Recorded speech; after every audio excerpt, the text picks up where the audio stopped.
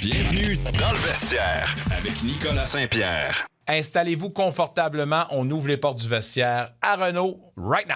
Rumeurs, transactions, nouvelles, des échos de vestiaire. Il est un des meilleurs informateurs de la LNH. C'est le temps de faire le point avec Renaud Lavoie. On va te dire tout de suite, Renaud, je trouve que ça a brassé un peu dans tes commentaires où tu appuyais évidemment la candidature de Samuel Montembeault. Puis rarement, j'ai vu une telle réaction. C'est vraiment là polarisant. Moi, ce que j'aimerais envoyer comme message, c'est que, puis j'en profite, je tenais à ce que tu sois là quand j'allais faire ce témoignage-là. Renaud Lavoie n'est pas là pour le fun. Puis Renaud Lavoie, ce qu'il dit, ce qu'il fait, puis à travers plusieurs médias, c'est parce qu'à un moment donné, il a atteint ses lettres de noblesse. Pour moi, c'est un privilège d'avoir un Renaud Lavoie avec nous autres 2 fois la semaine. Puis même si, des fois, on n'est pas tout le temps d'accord, puis même si l'ensemble des gens ne semblaient pas d'accord avec lui, il reste qu'il y a une ligne à ne pas traverser. Puis on devrait quand même garder ce respect-là. Je sais que t'as à quoi de dur, Renaud. Non, je sais que t'as à quoi de dur. Non, mais Nick, ça, je mange ça au déjeuner le matin. Vous voulez m'en donner? Donnez-moi-en. Hey, donnez-moi-en. C'est ça qui me rend heureux. Vous ne m'aimez pas, parfait, bonne nouvelle. Vous me détestez encore mieux, mais sais-tu quoi? La grande différence, c'est que vous m'écoutez et vous me regardez. Ça, c'est passionnant. Pensez-y. Tu m'haïs, mais tu m'écoutes puis tu me regardes. Hey, pense-y. Tu as du temps à perdre d'abord. T'as un pouvoir d'attraction. Ben oui, mais tu as beaucoup de temps à perdre. Puis j'ai hâte qu'on s'en reparle de Samuel Montembeault.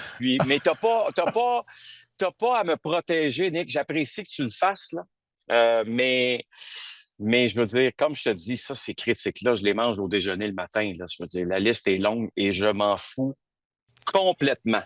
Bon. Ils peuvent écrire n'importe quoi. Ça me passe 10 pieds par-dessus la tête. Mais ça veut dire que c'est une bonne nouvelle. Ça veut dire qu'ils écoutent puis qu'ils regardent. C'est le fun, ça, ce bout-là. C'est un bout de payant, ça. Pense-y. Très payant. Parce que s'ils ne regardaient pas puis ils n'écoutaient pas, ne ferait pas de set. Ah, c'est ça. Merci, mon chum. Écoute, on parlait tantôt des avantages numériques avec Claude Giroux. Puis moi, je me dis que pour une équipe qui en est à l'an 2 sous les nouveaux coachs et tout ça, comment ça peut être un avantage pour eux autres de travailler sur des facettes tellement importantes où le noyau n'a pas changé pratiquement et comment eux autres peuvent prendre des longueurs d'avance sur d'autres programmes qui sont un petit peu plus en retard? Là. C'est essentiel. Parce que rappelle-toi, il y a eu des problèmes l'an dernier avec les unités spéciales, avec les sénateurs d'Ottawa. Ouais. Hein. Il y a eu des périodes creuses. Là. Donc, dans la vie et quand tu te retrouves dans la Ligue nationale de hockey surtout, souvent, quand on dit c'est une question de millimètres, de centimètres, ce n'est pas de fausses paroles. Là. C'est pas parce que les gars n'essayent pas sur la glace. C'est parce qu'on n'a pas trouvé la bonne formule. Okay? Puis il y a des équipes qui sont bonnes pour trouver la bonne formule. Et ces formules-là, normalement, te permettent au moins de te rendre en série. Par la suite, en séries éliminatoires, marquer en avantage numérique, c'est un peu plus difficile. Les gens pensent que parce qu'il y en a moins, mais dans la réalité, c'est faux. J'ai même vu des statistiques de la Ligue nationale qu'on nous a envoyées la semaine dernière qui disaient qu'il y a plus d'avantages numériques en série qu'il y en a en saison régulière en moyenne par rencontre. Bon, ceci étant dit, je pense que la pression est différente, mais pour revenir à ton point initial, tu sais, je veux dire, t'as tellement de talent chez les sénateurs d'Ottawa qu'à un moment donné, c'est sûr que ça va cliquer puis ça va aller dans la bonne direction. Mais oui, d'avoir le même personnel t'aide énormément. Tu vois, chez les Canadiens, ça risque d'être un peu la même chose aussi. C'est sûr que Zachary Bolduc, maintenant, s'est joint à l'organisation. Il ne faut pas oublier non plus, on a un nouveau défenseur, en Noah Dobson, qui va changer peut-être les données. Alors, tu sais, tu as toujours un joueur qui s'ajoute normalement par avantage numérique au cours d'une saison donnée ou une saison suivante, mais ça reste que c'est pour gagner en saison régulière, si tu veux faire les séries, il faut que tu sois au minimum à 20 % de ce côté-là. Il y avait une séance de visionnement pour la nouvelle série Face-Off, la nouvelle année, où évidemment Brady Tkachuk fait partie des vedettes qu'on va tracer. Est-ce qu'on a trouvé la meilleure recette du côté de la Ligue nationale de hockey pour vendre de façon internationale le monde du hockey avec cette série-là? C'est une bonne question. Tu sais, ce qu'il faut surtout comprendre, là, c'est que avant, là, quand on était, nous autres jeunes, là, des façons de rejoindre les partisans, là, bien, c'était juste la télévision, le match le soir, ça s'arrêtait là. Les journaux, évidemment, on en parlait à la radio, mais je veux dire, la vie privée du joueur n'était pas, ou si tu veux, tout ce qui se passe derrière les portes closes, on ne voyait pas ça, évidemment. Maintenant, les équipes sont beaucoup plus ouvertes de ce côté-là. Il y en a plus que d'autres. Amazon, évidemment, arrive avec ce projet-là que la Ligue nationale aime beaucoup pour faire connaître ses joueurs. Parce que la grande critique des joueurs au cours des dernières années, c'était tabarouette, vous ne vendez pas les joueurs, vous ne vendez pas le produit, les gens ne nous connaissent pas.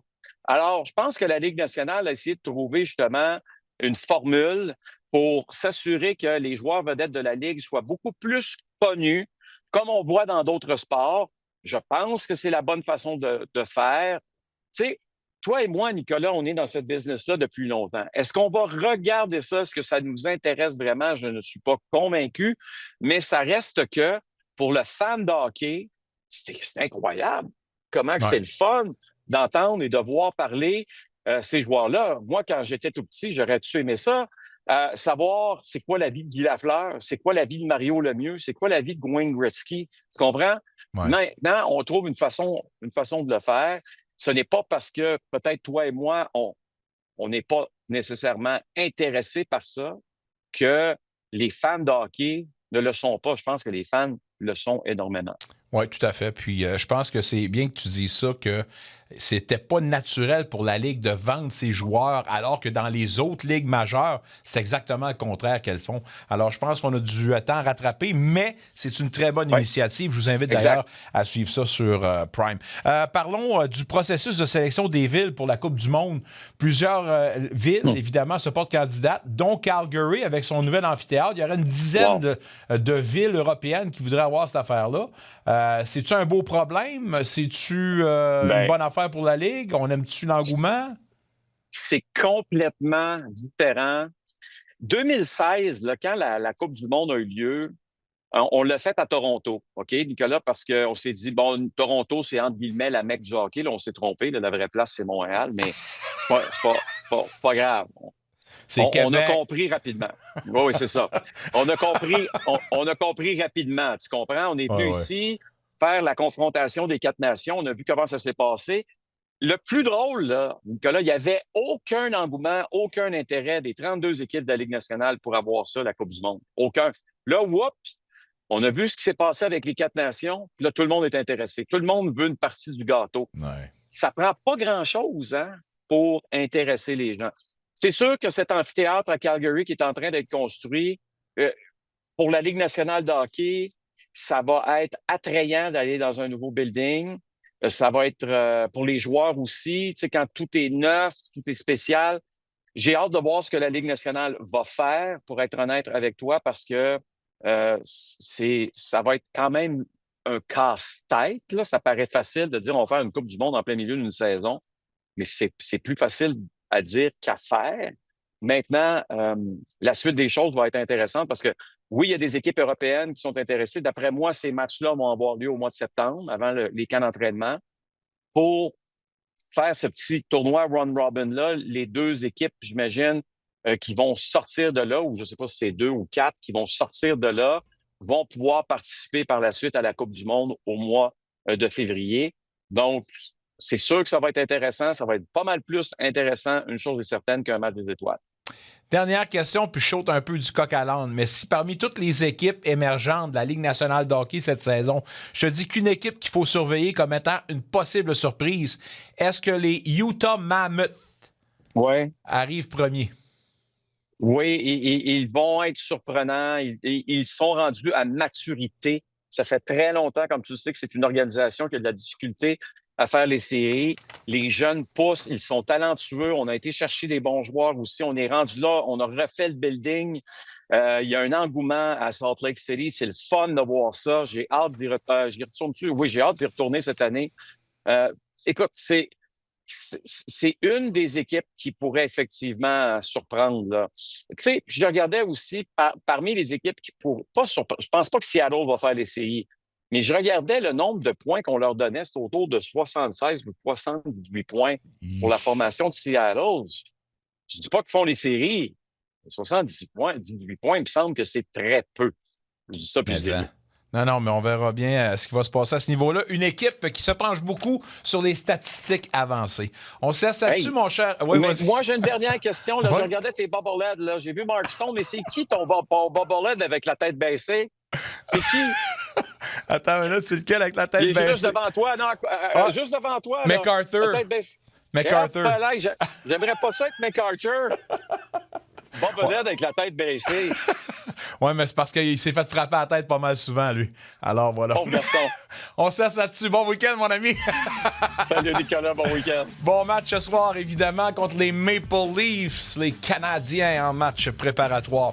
Non, puis sérieux, là, je voulais pas faire de négatif tantôt, mais je vous remercie d'être si enflammé dans vos propos, puis c'est plaisant de voir ça, parce que c'est plaisant de voir que vous êtes dedans. Un retour sportif 100% local dans le vestiaire avec Nicolas Saint-Pierre.